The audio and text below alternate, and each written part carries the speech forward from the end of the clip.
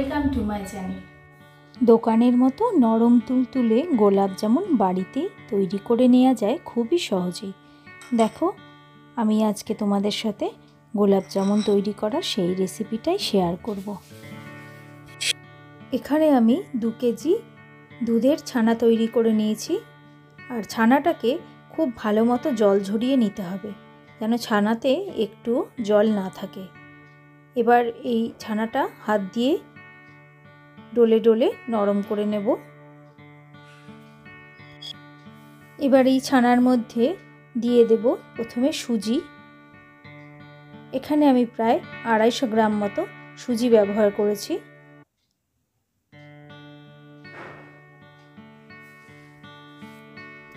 দিয়ে দেব বাড়িতে তৈরি করা ক্ষীর। এটা তোমরা কেনা দোকান থেকে আনা খোয়া ক্ষীরও ব্যবহার করতে পারো, তবে আমি এই ক্ষীরটা বাড়িতে তৈরি করে নিয়েছি। এই ক্ষীরের পরিমাণটা বেশি বেশি হলেই এই গোলাপ জামুনটা অনেক বেশি টেস্টি হবে।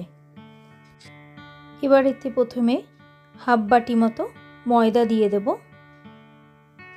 ময়দাটা মাখার সময় দেখে নিতে হবে কতটা পরিমাণে ময়দা এতে লাগবে। এবার দিচ্ছি হাফ চামচ মতো খাবার সোডা বা বেকিং সোডা।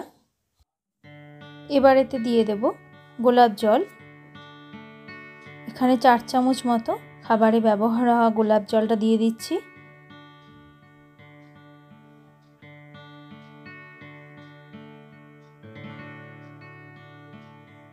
এবার এই সমস্ত উপকরণগুলোকে খুব ভালো মতো করে হাত দিয়ে মেখে নেব। সুন্দরভাবে মোলায়েম করে এটা বেশ অনেকক্ষণ সময় নিয়ে মেখে নিতে হবে।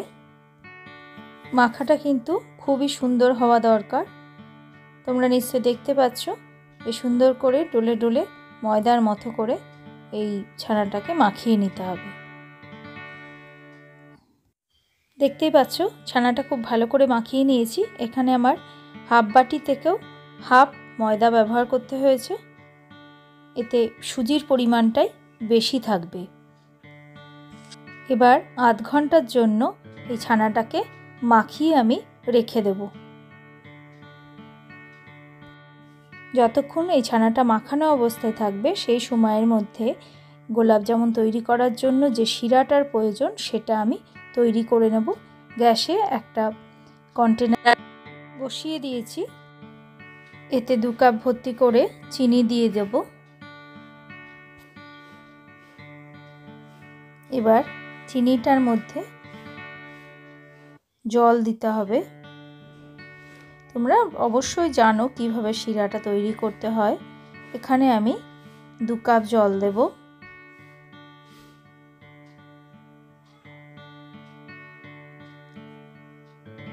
দু কাপ চিনিতে 2 কাপ জল দিয়ে এবার শিরাটা তৈরি করে নেব। শিরাটা খুব ভালো মতো ফুটতে শুরু করে দিয়েছে। এবার এই রসটাও প্রায় তৈরি করে নেওয়া হয়ে গেল আমার। এবার আধ ঘন্টা হয়ে গেছে। ছানাটাকে সুন্দর সুন্দর গোল গোল করে গোলাপ জামুনের শেপ দিয়ে তৈরি করে নেব। এবার এই ছানা মাখাটার মধ্যে 1 চামচ ঘি নিয়ে নিলাম। ছানার সাথে ঘিটাকে খুব ভালো মতো মিশিয়ে নেব। এবার এই ছানাটাকে বেশ ভালো করে ডলে ডলে মোলায়েম করে নেব। 2টো ভাগ করে নিলাম। এবার এই এক একটা ভাগকে ডলে ডলে সুন্দর সুন্দর ছোট ছোট গোল গোল করে পান্তুয়া বা গোলাপ জামুনের মতন গোল তৈরি করে নেব।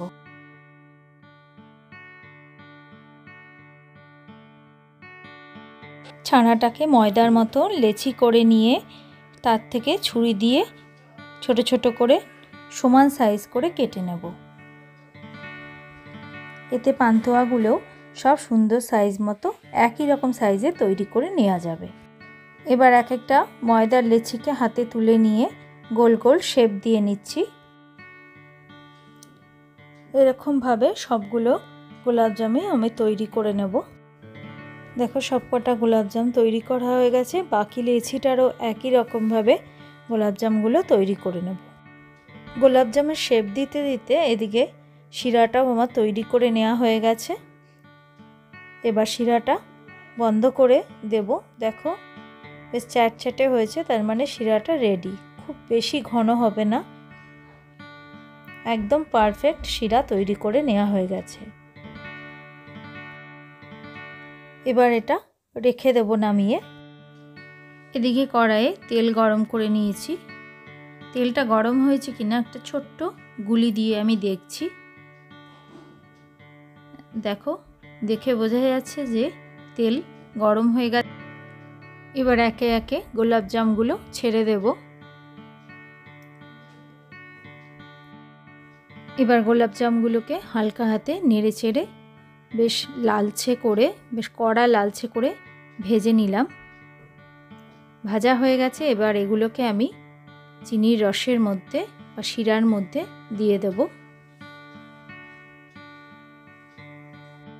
বাকি গোলাপজামগুলো একই রকমভাবে ভেজে তুলে নিয়ে রসে দিয়ে দিলাম।